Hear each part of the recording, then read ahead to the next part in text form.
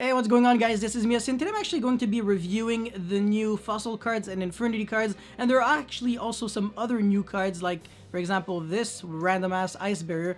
And yeah, before I start, friendly reminder to like and subscribe because it motivates me a lot to keep making videos like these. And yeah, let's get right into it. So, the first one, Vessel Miku of the Ice Barrier.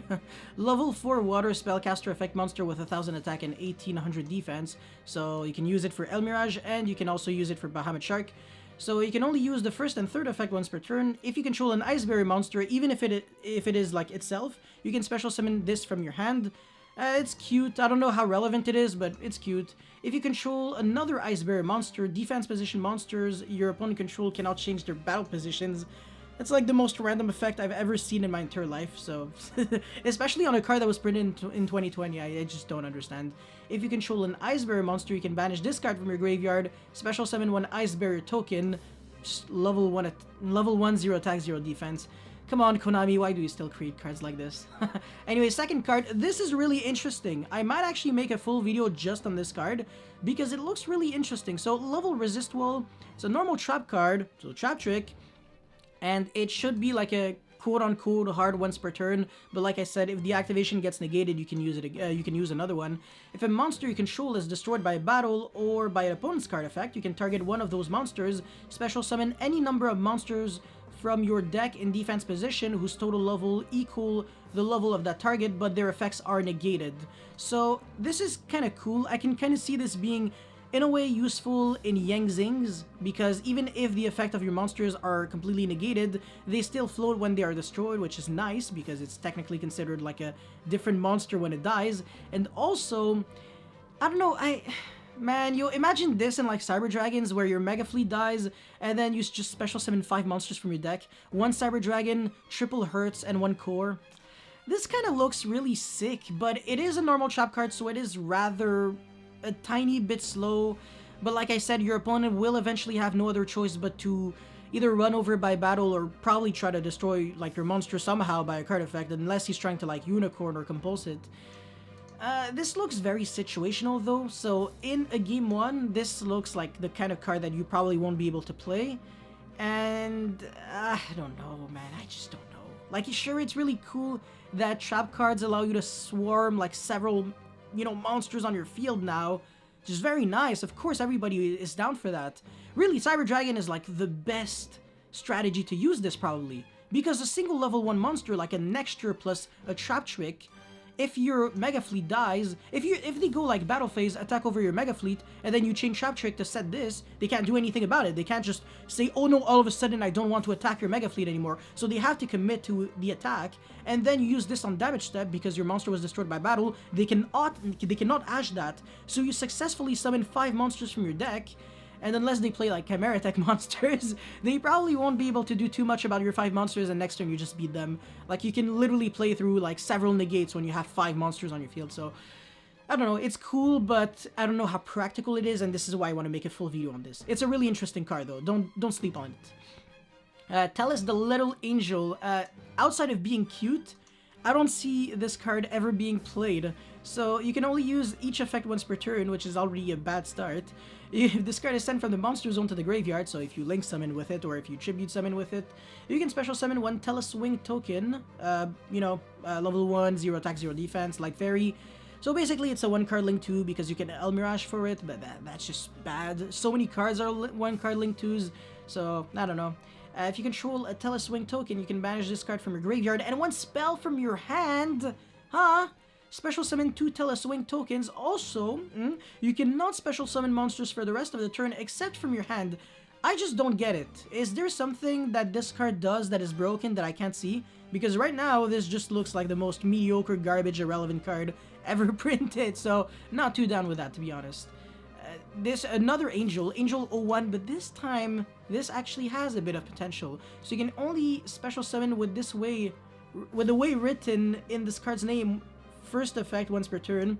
Very confusing PSCT or whatever. You can special summon this card from your hand by revealing a level 7 or higher monster from your hand. So Blue Eyes, Monarchs, but at the same time it's level 7 or higher, not level 6 or higher. So if you only have the Fiends, it's not too great. Well, this card, the special summon card, sorry, is in the monster zone. You can basically, it's kind of like Eidos and Mithra. You get like an extra normal summon, but only for tributes, I believe, right? Yeah, tribute summon for level 7 or higher monster during your main phase and additional to your normal summoner set. You can only gain this effect once per turn. If you want to play this in Monarchs, don't, because Mithra is already kind of better. It doesn't, this conflicts with like only drawing level 6 monsters as your tribute summon, and this only reveals level 7 or higher to special summon itself, and it only gives you an extra tribute for level 7 or higher, so definitely not a big fan, honestly. This one, Shell Knight. Okay, so this is where we're getting into the Shell stuff and the Infernity stuff. So, it's 0 attack, 2000 defense, level 4 Earth Rock. You can only use the second effect of this card's name once per turn. When this card is normal summoned, you can change this to defense position, and if you do inflict 500 damage to your opponent, once again, 100% stupid, irrelevant effect. The only thing this does is just burn in time, because 500 damage will never come up in like game 1 of Yu-Gi-Oh! This card is sent to the graveyard by an effect, even your own. Whoa. Wait, you can Foolish for this. Oh. Or destroyed by battle, you can add one level 8 rock monster from your deck to your hand.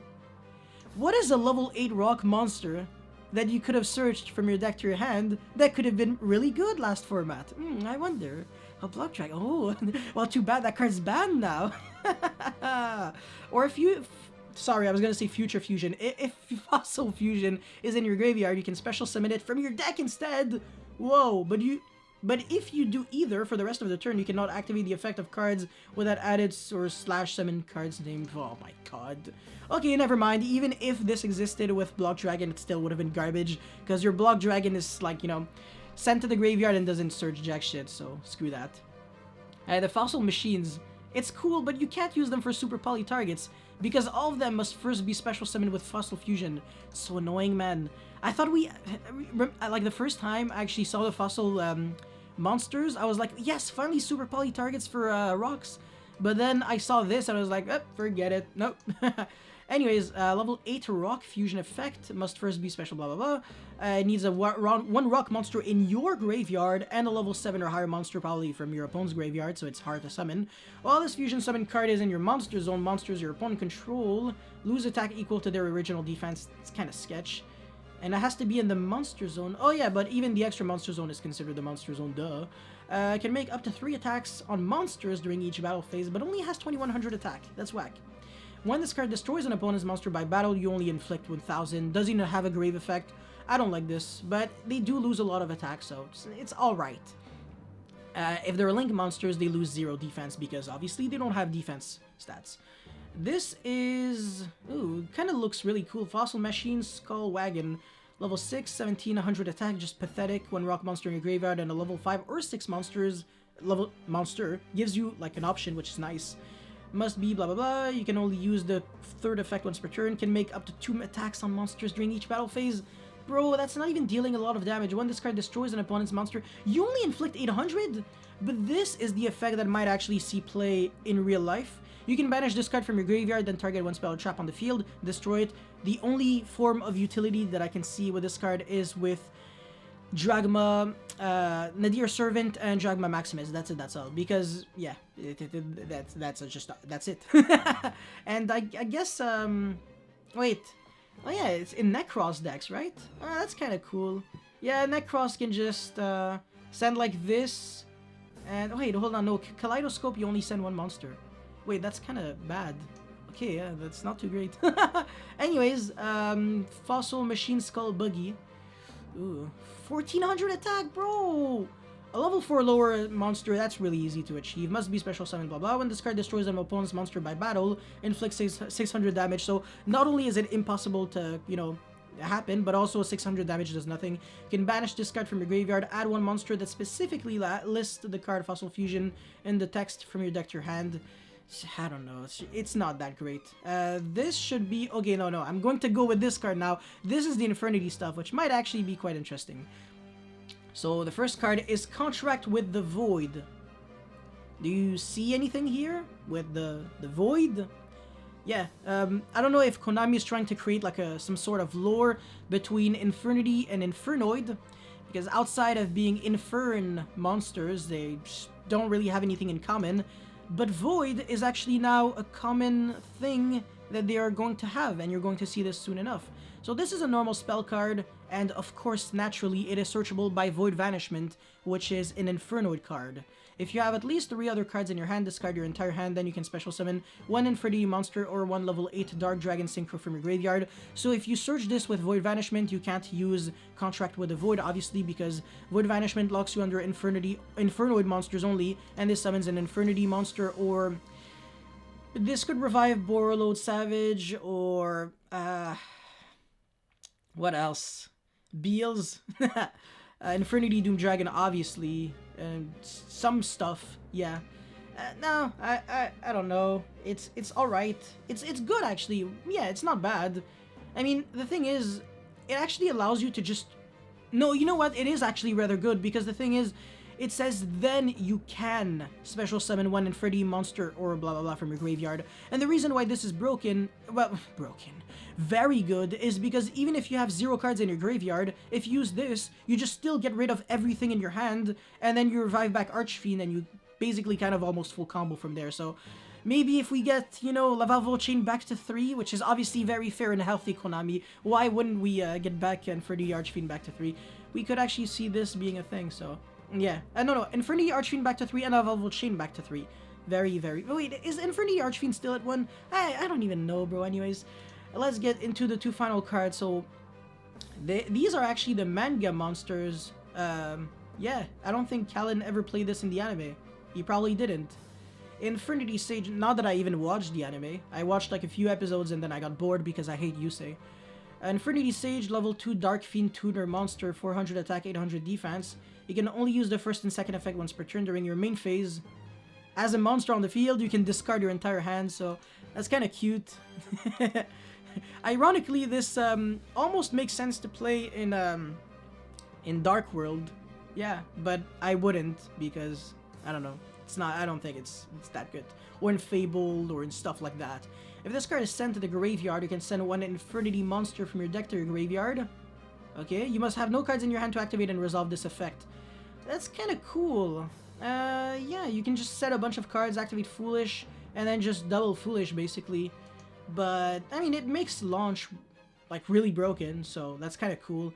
This is the super interesting card that I said maybe could actually create some sort of lore. Infernity Pawn. 0 attack, 0 defense. We still need the monster that allows you to stay alive when you have 0 life points. That would be nice. During your draw phase, if you have no cards in your hand, you can banish this card from your graveyard. Instead of conducting your normal draw, activate one of these effects. So this is just way too slow.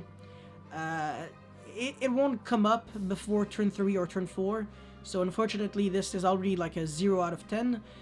Because this is a combo deck, and being able to have like just a very slow effect is not what makes this deck any better. So either you place 1 Infernity card from your deck on the top of your deck. Alright.